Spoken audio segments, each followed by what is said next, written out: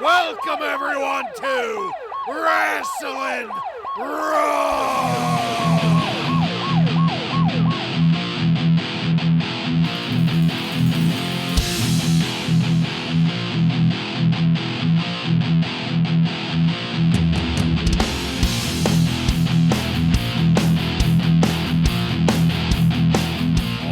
You're listening to Wrasslin Raw, the podcast that takes you back to when the World Wrestling Federation developed a little bit of an attitude. Thank you for joining us. You're here with Ryan Arico.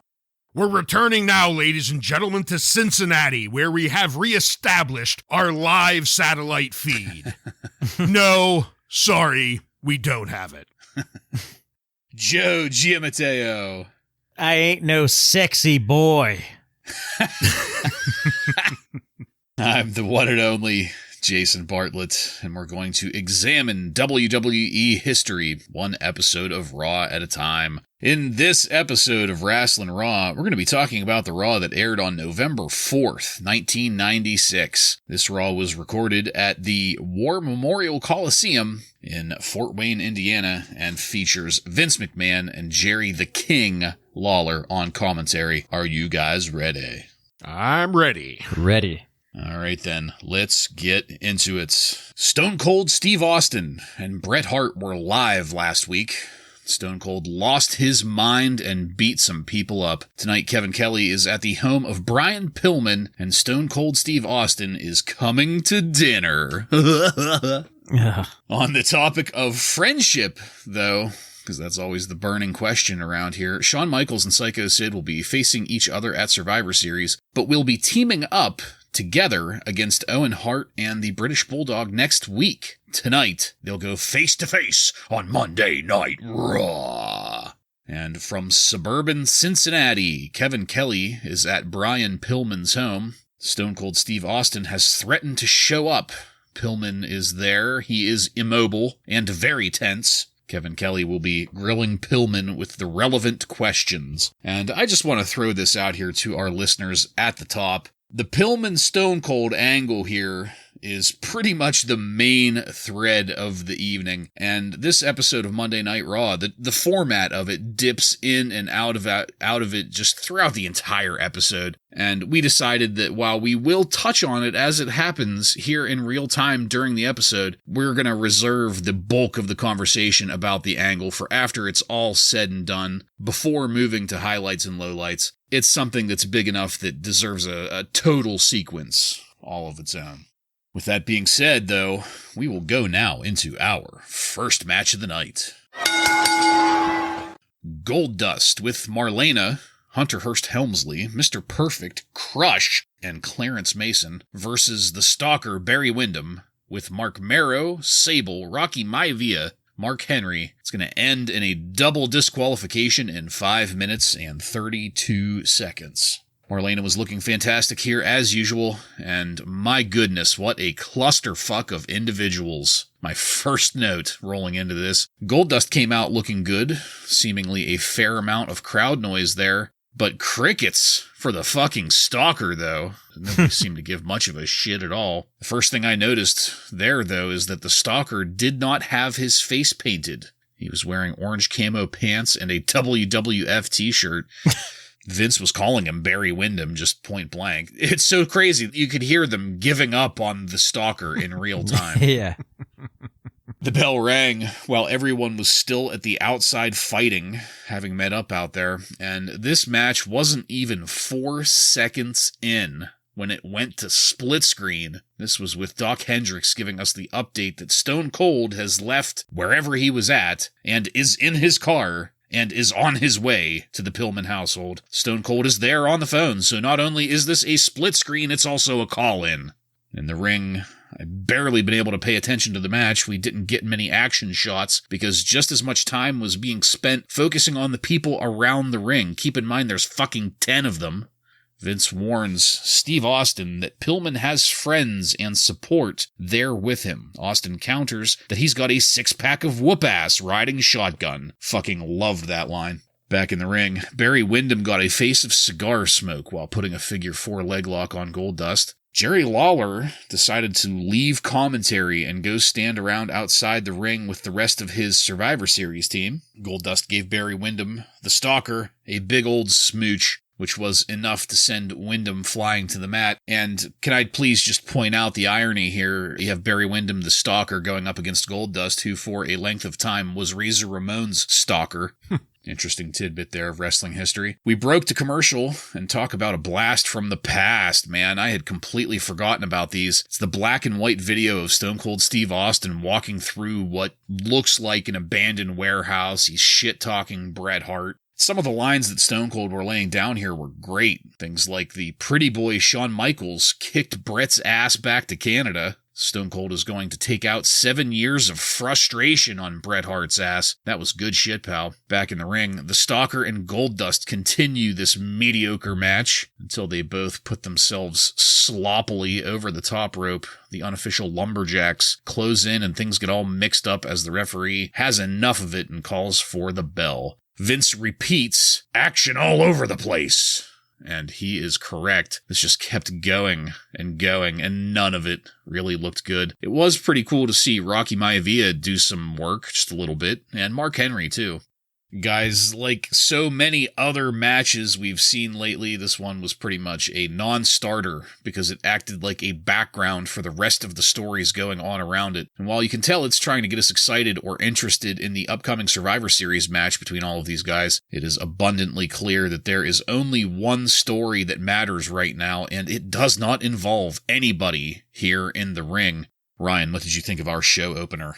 Yeah, it was a clusterfuck right out of the gate. We have a dozen people come down, and the focus is getting spread around from the beginning. I did note, though, the Stalker, he doesn't have the face paint. He looks better. He's not as cartoony looking. And as you pointed out, Vince has all but given up on the Stalker gimmick, as he's just calling him Barry Windham. Unfortunately, we immediately go to split screen and a call over from Stone Cold. And not that what Stone Cold was saying was bad here. It wasn't. He did a good job. He even drops the Bible verse from Pulp Fiction about bringing down great vengeance and furious anger. That was pretty cool. But it really took away from being able to focus it all on the match, which when I was able to, I thought was, and this isn't saying very much, but maybe some of Barry Windham's best stuff that we've seen so far. And that's only because, he's got Dustin Reynolds in there instead of T.L. Hopper. So I think that was maybe playing a little role in it, but we spent too much time already paying attention to the match. We go to a commercial for Stone Cold. And again, great stuff. This black and white commercial, Stone Cold, what he's saying here is really hitting the mark. But one thing that stuck out to me about this, and I probably wouldn't have noticed if I wasn't just rewatching some of the WCW stuff not too long ago, but these were definite ripoffs of the NWO promos that they were giving, right down to it being black and white in the quick cuts. Not original, but Stone Cold did a good job with it. Then we come back and it immediately just goes to shit. It turns into basically a lumberjack match, and we get a double disqualification. The most exciting thing, Bartlett, you pointed out, we get to see The Rock in action a little bit. He exchanges a couple blows with Crush. So again, we get to more than just see Rocky Maivia before Survivor Series. We actually get to see him in action here. But the match itself was definitely an afterthought. Yeah, sadly for me, I think the Stone Cold Steve Austin vignette was the most exciting part of this whole thing, which had absolutely nothing to do with the match. But yeah, just going back to that, this was one of the better vignettes that we've seen, really, outside of maybe the Mankind stuff. Really good stuff here from Austin. And the match, I guess the notes I have here is, again, I'm really surprised that we've seen Rocky Maivia as much as we have up to this point, because I don't know, for some reason I thought Survivor Series was the first time we saw him, but I guess it definitely wasn't, because like you said, Ryan, he's here ringside and he's exchanging blows with some people. So that was nice to see. Mark Henry is out there too. He's quite the presence in that tracksuit. He looks great, but then he reveals that ridiculous-looking singlet that he has. That's like a huge American flag, and it just looks ridiculous on him. but he's still quite the presence out there. I mean, he's a big dude. But yeah, the match itself really sucked. Barry Windham, he's only 36 years old here. Really? And he looks a lot older than that. I would have added 10 years to that at least. Yeah. Holy shit. I mean, just to put it in perspective, I mean, Bret Hart looks great for his age, but Bret is 3 years older than Barry Windham. Jesus Christ. I had no idea. Yeah. That means he's younger than us right now. Yeah. Yeah. That's crazy. Not that he looks terrible, but he just looks older than 36. Yeah, he just doesn't look like he's 36, right? Vince has completely given up on the Stalker gimmick, like you guys mentioned. And then at the end, what was the finish? A double count out or double... Yeah, double count out. Whatever, but they're playing Sable's music at the end. Like, Yeah. I guess, mild man Marc Mero, why not play the Stalker's music? He's the one who was in the match. I didn't understand that, but whatever. I do love that you called it Sable's music and not Marc Mero's music. Yeah. I mean, I don't know why they ever thought that it was a good idea for Marc Mero to come out to Sable's music. We all knew it would always be Sable's music. Well, that's why she's going to powerbomb him. Get the music back. That's the stipulation that they never told anybody about. That's what she wins in the divorce, is the music. Well, let's move it along here because we are going to get to see Kevin Kelly sitting with Brian and Mrs. Pillman before moving to Survivor Series updates with Doc Hendricks. First up is that newly announced shark cage match between The Undertaker and Mankind. This was a little crazy to me. You know, I remember Undertaker and Mankind having this great long-running feud, but I didn't remember them having matches almost every pay-per-view against each other for this. This is what? 4 pay-per-views in a row now? Yeah, out of them, this is the only one that I don't remember. Like, I totally forgot about this match. I don't remember this at all. I don't either. Just last week, Doc Hendricks caught up with Mankind and Paul Bearer and the Executioner. That was on a stop of the Big Bang Boom Tour.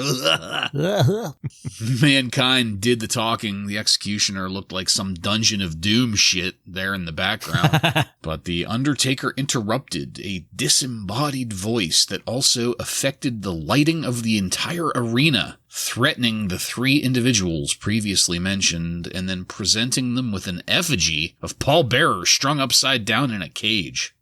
That's some pretty cool shit. But we're going to go live now to Brian Pillman. Vince says that they're in suburban Cincinnati, but the graphic on the screen says Walton, Kentucky.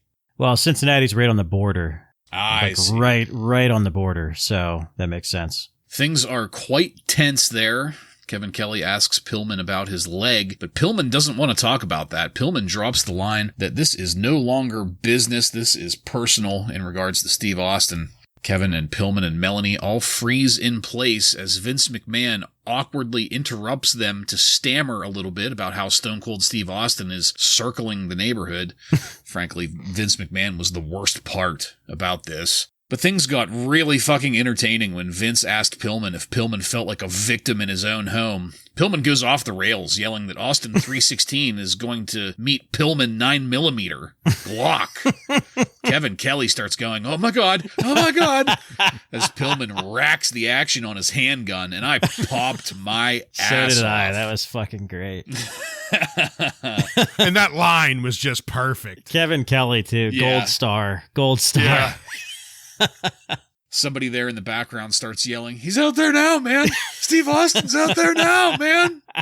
But enough of that. We can't be bothered with the craziest fucking angle the WWF has had on our screens ever. We have to take a look at Karate Fighters and Todd Pettingzoo. Todd Pettingzoo is there to introduce us to the next set of competitors in the bracket, Psycho Sid and Marlena. Marlena had a great little video directing her fighter figure to go out and win. I thought that was actually really good, all things considered. Sid kicked Marlena's ass, mostly because he actually twisted the controller to make his fighter move, while Marlena did nothing.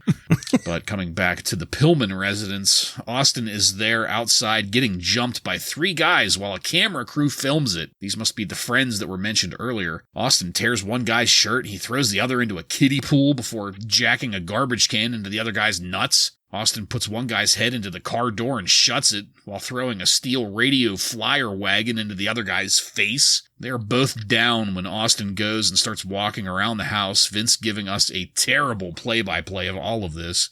And that's where this segment ends. So, before we move on, Ryan, do you have anything you want to throw out there just for now on the contents of this mid-match segment? As we stated earlier, we're going to hold our comments about the Stone Cold and Pillman stuff till later, but as far as the Doc Cocaine Jam part goes, that led into the Mankind promo from Superstars, I thought Mankind cut a great promo here, and The Undertaker continues with some of his really good-looking theatrics. We had this dummy of Paul Bearer hanging upside down, and Paul Bearer, of course, reacts perfectly to it. Just a fantastic individual. I love every time I get to see Paul Bear's face. The Karate Fighters tournament, I thought it was interesting that the Topster picks Sid because of his height and power advantage. Because that matters with toys kicking at each other. But he was right. Sid did win. So I guess his logic panned out. Way to go, Topster. Yeah, the Paul Bearer dummy was pretty creepy. It kind of brought me back to the Bret Hart head that Hakushi pulled out and the Diesel corpse in the casket. So that was good stuff. So with the Pillmans, it's funny that Vince tells us at the beginning of the show that the kids were sent away to their grandparents, but Melanie's there. She's there ready to take on Steve Austin, I guess. I don't know. Well, someone had to help him out. I mean, you would think that you would want both your wife and your kids to be out of the house, but hey, whatever. Pillman's immobilized. Somebody needs to be handing him reloads, right? Yeah. Well, Kevin Kelly, oh my God. Oh my God. Oh my God. Oh my God. Oh my God. I love that so much. I laughed so hard. I must have rewound that like 5 times just to watch and hear his reaction there. Karate Fighters, my God, we're just advertising the shit out of this thing. So Milton Bradley, bravo for getting another match, and we have plenty more to come. So good for them. I hate to bring it down here, but we need to move on to our next match. The Sultan, with Bob Backlund and the Iron Sheik, defeats Alex the Pug Porteau by submission in 2 minutes and 7 seconds. The Pug got his own entrance music. Yeah. I happen to really like it, and I think I might be joining Team Pug. Oh, jeez.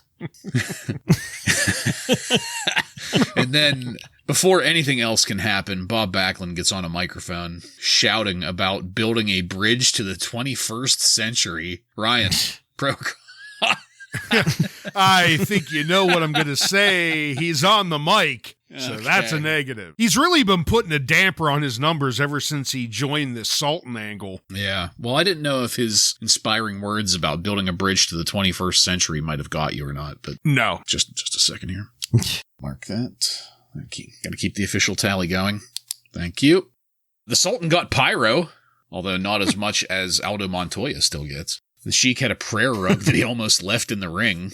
And at this point, notice that this note isn't even going to be about this match. At this point, I was really tired of hearing Vince McMahon calling Brian Pillman vulnerable, because he had to have said it at least a dozen times by this point. In the match, this was probably the best the Sultan has looked, and it's because the Pug is just working for and selling for the Sultan's moves. It's over. At no point in my notes was there any kind of offense mounted by the Pug at all. And whenever I was done typing that sentence, the Sultan was applying the camel clutch, and it was time to go home. Frankly, there isn't a whole lot to talk about here as the outside stories continue to develop, but Joe, please, what did you think about squashing the Pug here?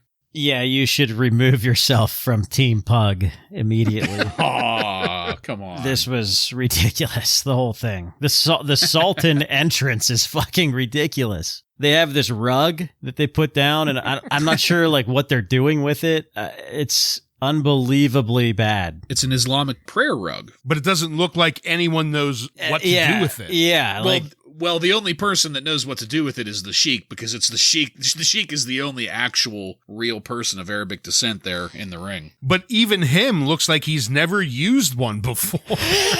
Yeah, I don't think the Sheik is very devout. It's fucking ridiculous. The whole entrance and it's like the Glacier entrance for WCW.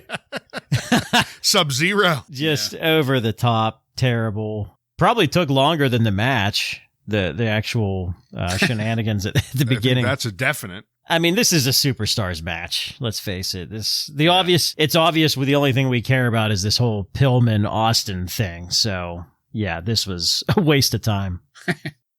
You guys have really covered everything. There was a start and a end to this match. I think I'm done. Jeez.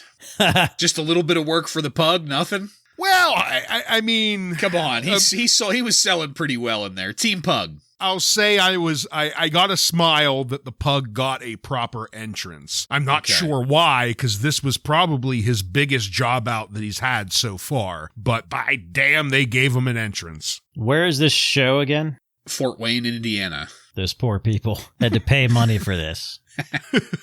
I'm going to get you guys on Team Pug here one of these days. Although not if we keep up with matches like this. I don't know. Maybe if we do keep up with matches like this. The Pug was jobbing like a fucking champion here. Oh, yeah. Job-o-matic in this match. Keeping that Jobber of the Week status that he earned forever ago. Oh, yeah. He's not losing that. We should just give him one of those WWF t-shirts that Barry Windham has. Unlike the Hardy brothers, I don't think the Pug is going to work himself out of jobber territory. Well, the Pug did splurge on buying himself a customized singlet that says the Pug on it, so... All right, back at Casa de Pillman. Now, Pillman is there waiting with his Glock. Kevin Kelly is still faithfully reporting. Melanie is still stoically staring at the gun. And they've been hearing Stone Cold going around the house. Stone Cold ends up breaking a window out in what looks like a kitchen door. He comes in while Melanie is screaming. We get a view of Austin rounding the corner just as Pillman has the gun pointed, and the screen cuts out to static. The satellite feed has been lost. We have no idea. Oh my God. What's going on.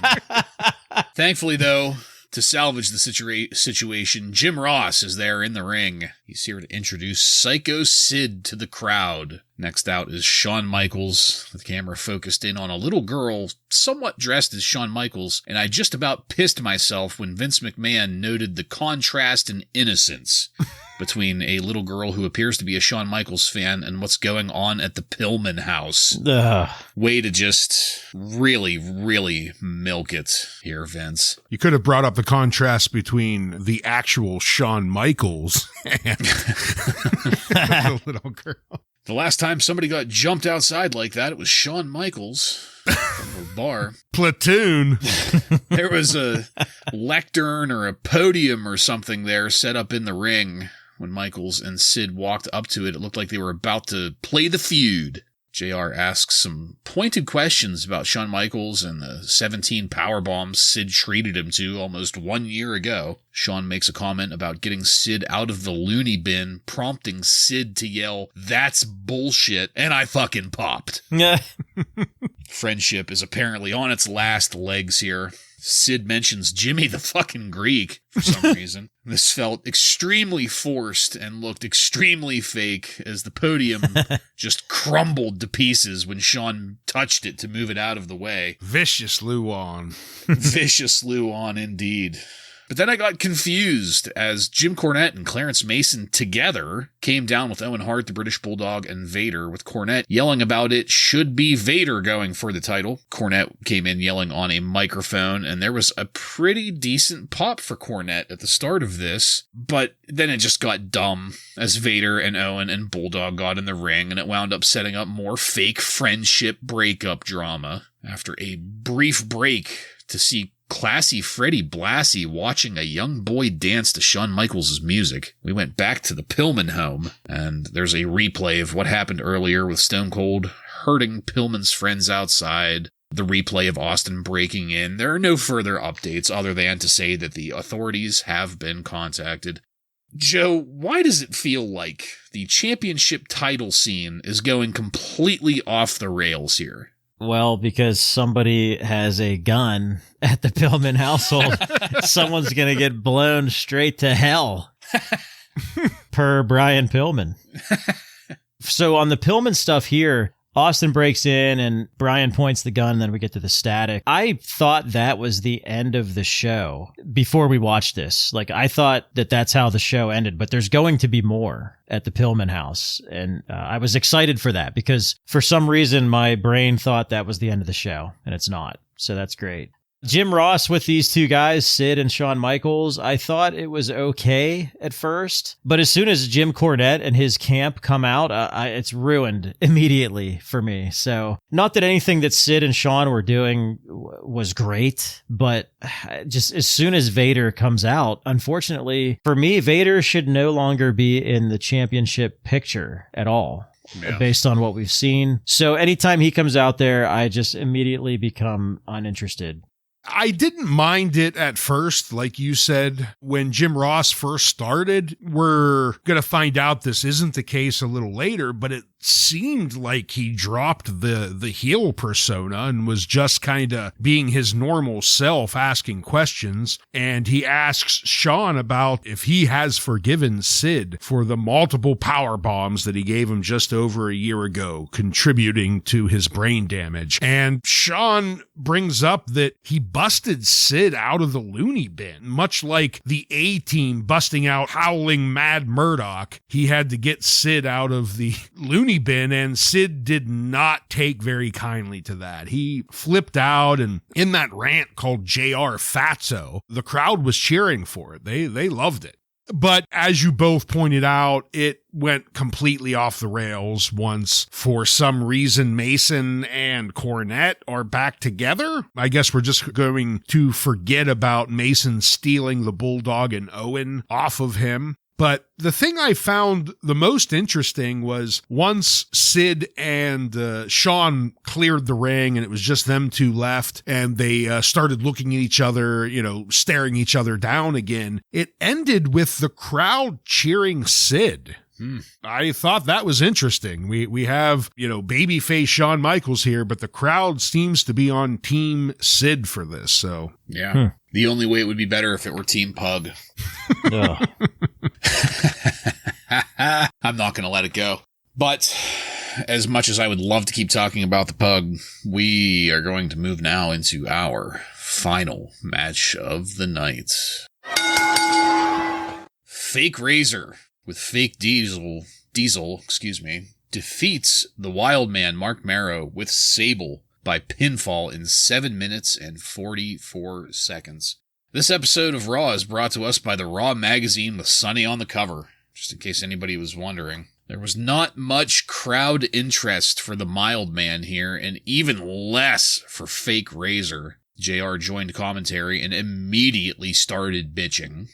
In the ring, Fake Razor looks terrible before the match even begins, but thankfully, this is, again, the Mild Man, so it all looks terrible, just in general. There's not going to be anything good going on here.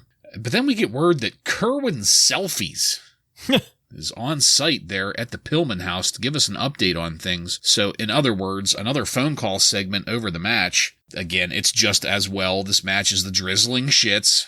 And when we break to commercial and come back, Kerwin Selfies is still on the phone repeating what was said earlier. Vince gets pissed off that the authorities haven't shown up yet. And when the phone call cuts off, commentary devolves into sniping back and forth between JR and Vince, with Lawler once again turning into the voice of reason between the two of them and asking them to knock it off.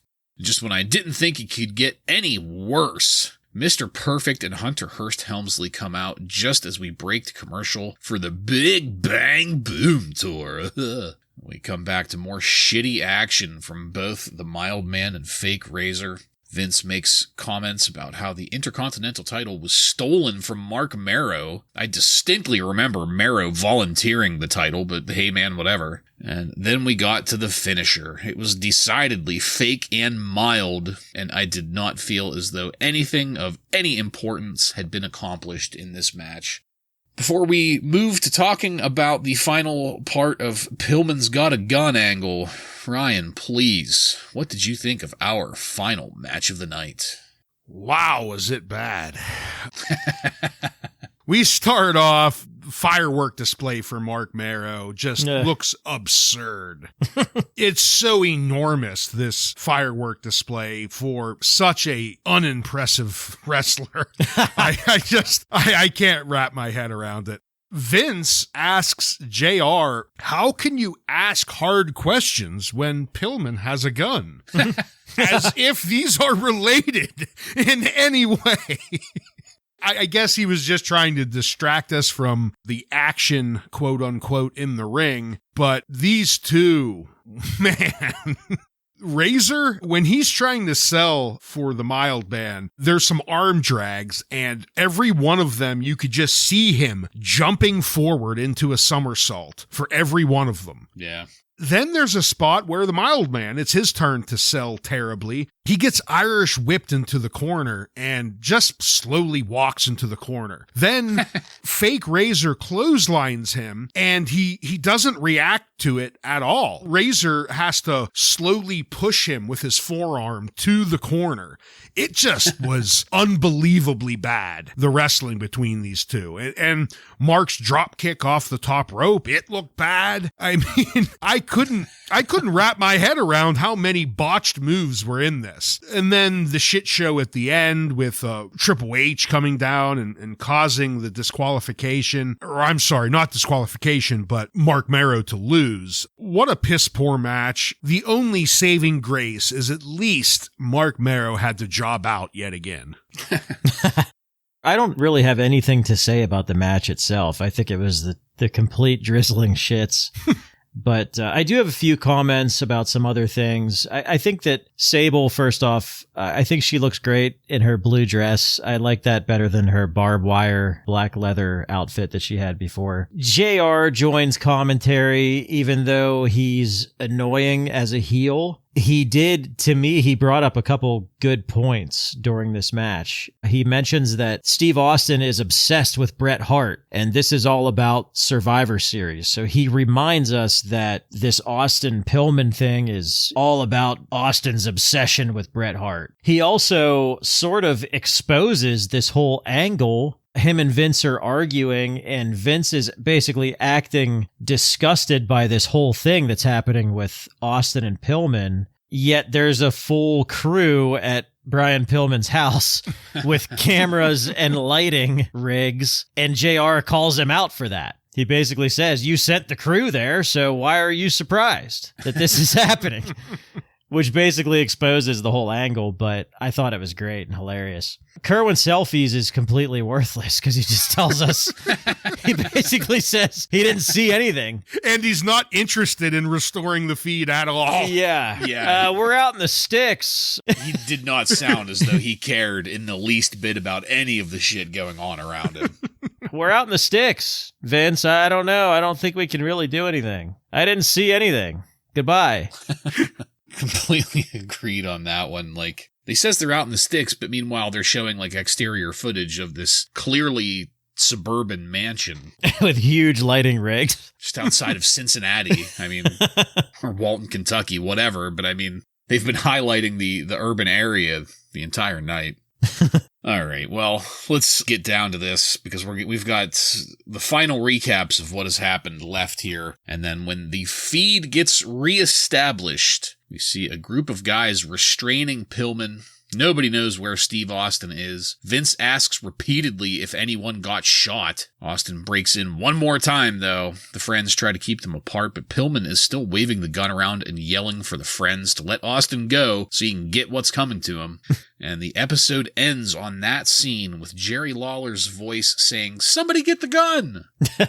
Guys, I have been looking forward to kicking off this conversation with you. In November of 1996, this was some of the craziest shit on television. I distinctly remember watching this episode live as it happened, and I am goddamn surprised that this didn't get the WWF over in the ratings. I mean, the rest of the wrestling was absolute shit, but you would think that the kind of extreme drama of this situation would have pulled people in at least for this hour. You know, Joe, earlier you mentioned that you thought the show had ended on that one point of Pillman pulling out the gun. I thought I remembered an actual gunshot.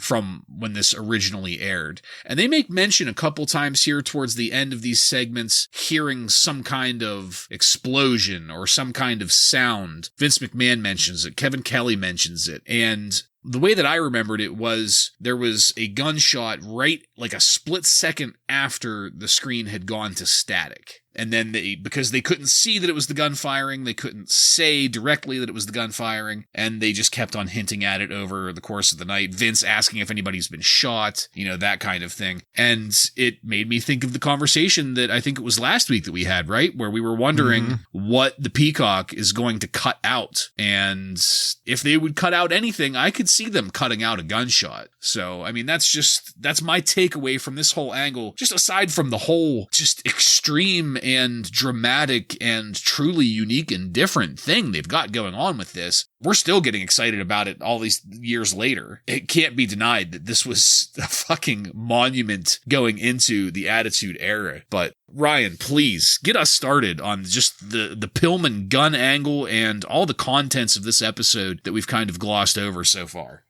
To start from the very first, Kevin Kelly just talking with Pillman in his house, before we get to the gun, Pillman tells us that he'll be back sometime in 97. Yeah. So that's giving us a little hint as to how serious his injury really is. And then goes in and cuts that beautiful promo you talked about earlier where he says, Austin 316 meets Pillman 9mm. And like you, just popped my ass off for it. Very good stuff. But to me, the best part of this entire segment, or all of the segments put together, is Stone Cold beating up Pillman's friends outside.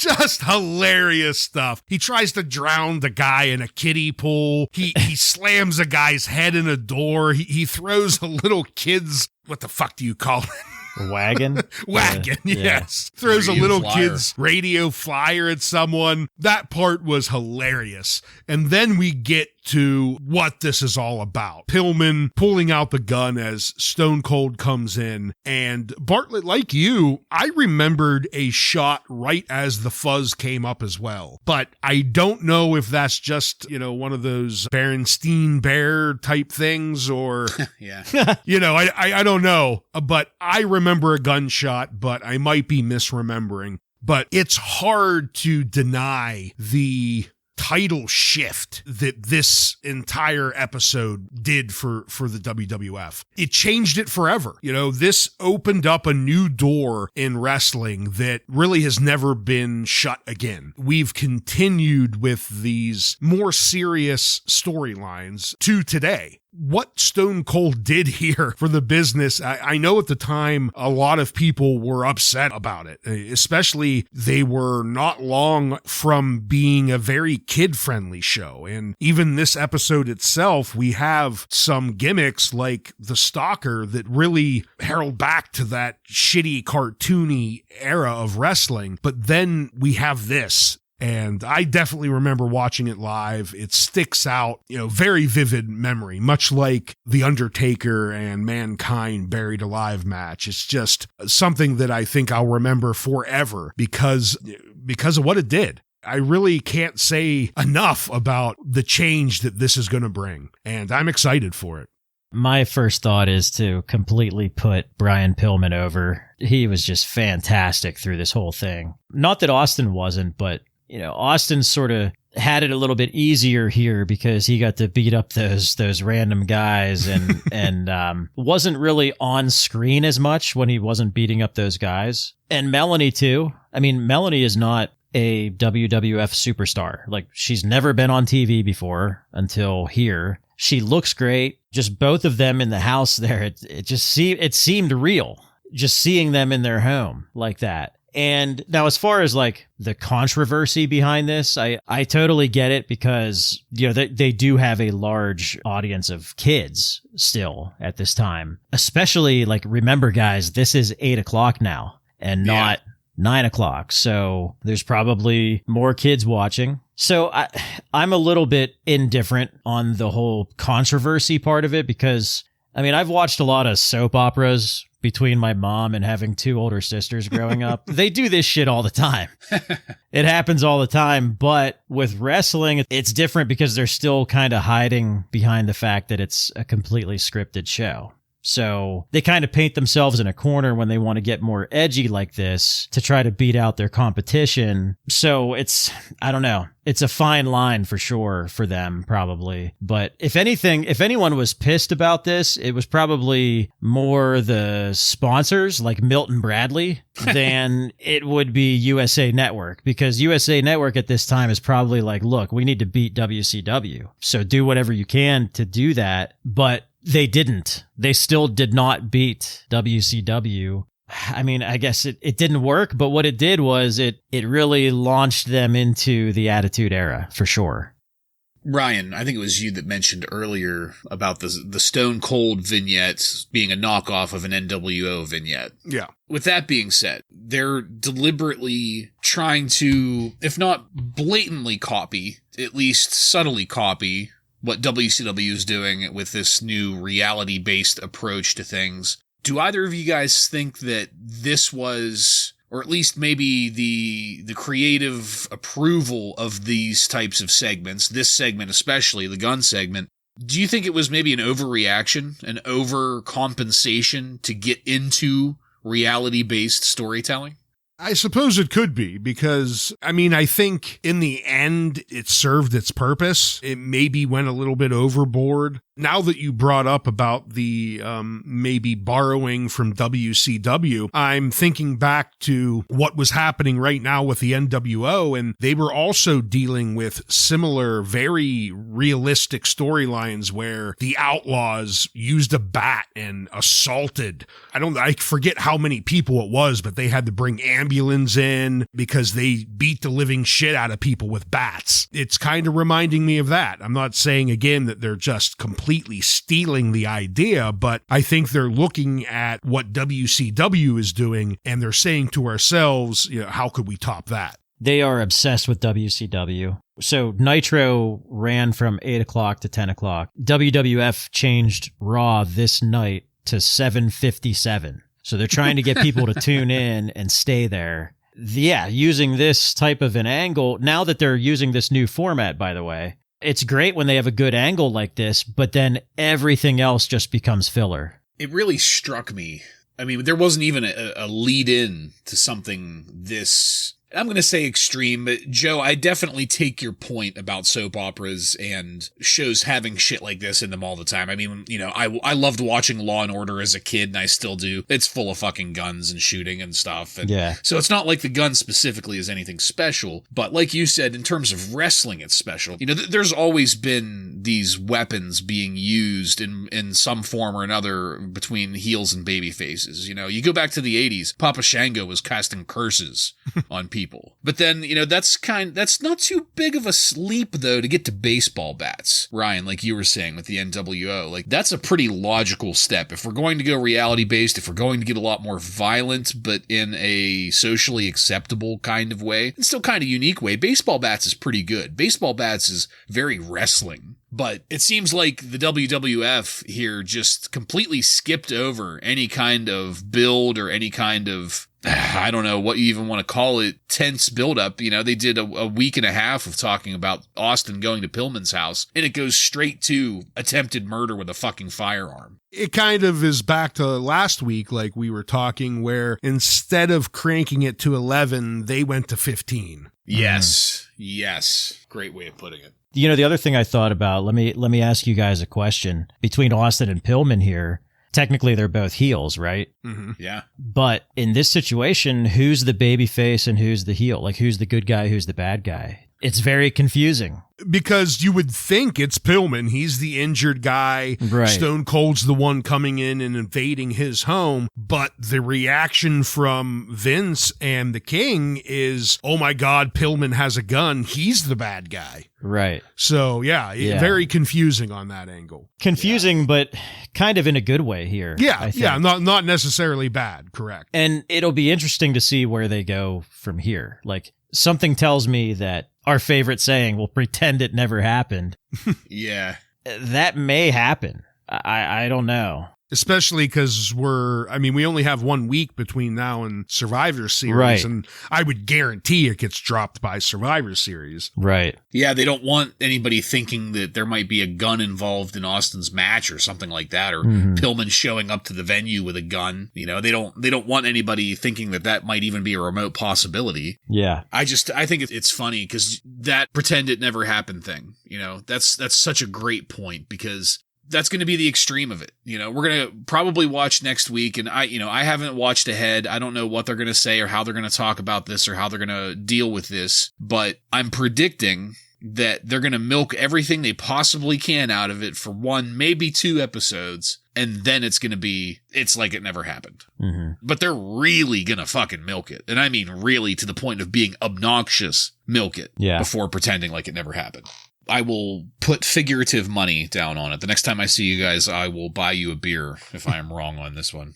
All right. Do you have anything else you want to add about the Pillman's got a gun angle? I think that's about it. Yeah. Yeah. I mean, this is a very memorable episode. I really enjoyed going back to watch it because, like I said, there were a couple things I didn't really remember. So it was nice to go back and watch it. And it didn't seem to be cut up too much by Peacock. It seems like the whole thing was there. So that was nice. Oh, I guess I will add one thing just to answer our question. I quickly found a old YouTube video of the scene that isn't from Peacock, and there is no gunshot. So they did not take that out. Okay. Well, good to know. All right, then. That is the end of our episode's contents. So let's take it on over now to highlights and lowlights. Joe, please, why don't you go first? Well, my highlight is, I could easily say the whole Pillman Austin angle, but for me in particular, it was Kevin Kelly because oh my god! And then when he came back on the last scene, when Austin came back and Kevin Kelly screams, "Oh my god, he's back!"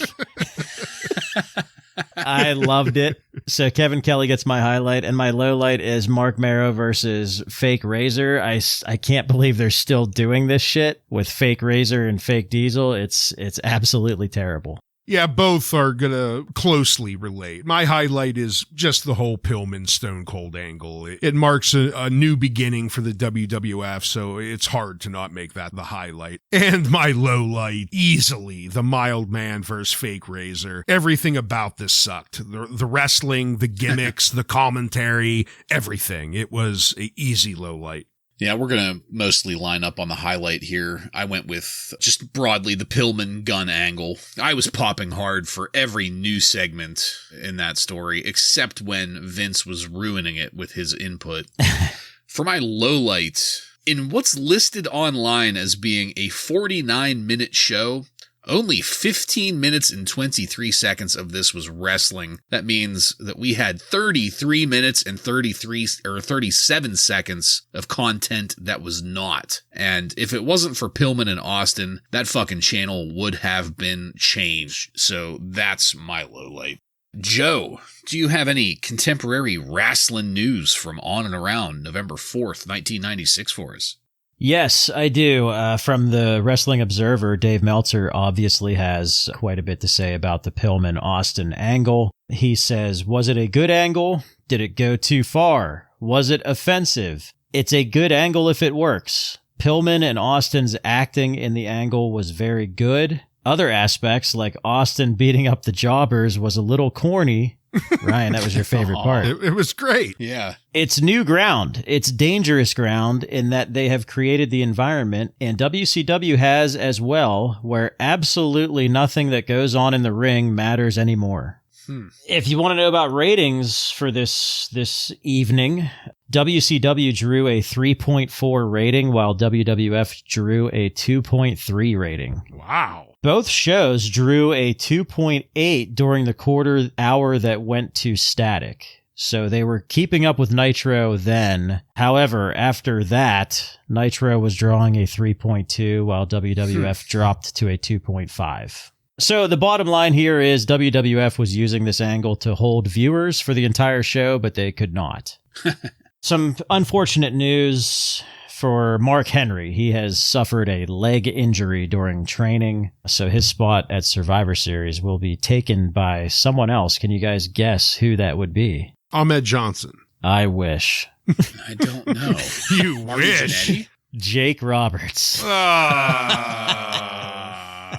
And, some more sad news. I looked further into this. It looks like we might not see Mark Henry for quite some time. Must have been a pretty serious injury, like several months. Wow. Jeez. Unfortunate. You guys remember the show on MTV called Singled Out? Hell yeah. Sonny was on that this past week Oh, wow. as a guest. With Chris Hardwick and Jenny McCarthy. Yeah. I thought she was engaged to Candido already at this point. Sure. I think that just shows you how fake Singled Out was. Yeah. Okay. Yeah. Yeah. It's a work, brother. Yeah. I mentioned Vader, his appearance on Boy Meets World. This is actually his second appearance. It's going to air on November 15th. So that's exciting. So maybe that's the one I remembered when he wasn't on with Jake the Snake. Maybe the first one. Yes. Because as I stated, I don't remember Jake the Snake being on there. But Yeah, I don't either. I remember Vader being one of the kids' father. Right. His father as a wrestler. Wasn't he in Married with Children as well, Vader? Vader, King Kong Bundy was. King Kong Bundy. Yeah. That was it. Yeah. Yep, King Kong Bundy. Sorry. You guys remember the ECW angle that was going on? Well, if it hasn't been dropped yet, the next angle will likely take place at Survivor Series or maybe the Raw the next night. So sounds like there's still some plans to do more stuff with ECW. So we'll see where we go with that. And that is all. All right. Thank you, Joseph. Illuminating as always. And that's it, folks. We are done with this one. I want to thank you again for joining us. If you like what we're doing here and want to connect with us, you can email us at WRASSLINRAW. Just add @gmail.com to the end of that to submit questions or comments. Check us out on social media and on every podcast subscription platform. While you're there, don't forget to follow and subscribe to get every episode of Wrasslin Raw coming to you every week. Give us a 5-star review and let your friends know how much cooler they would be if they became Rawheads like you and me. Next week on Wrasslin Raw, we're going to take a look at the Raw that aired on November 11th, 1996, with matches featuring Freddie Joe Floyd, Bob Holly, and many more. So, for Joe and Ryan, I'm Jason, and this has been Wrasslin Raw.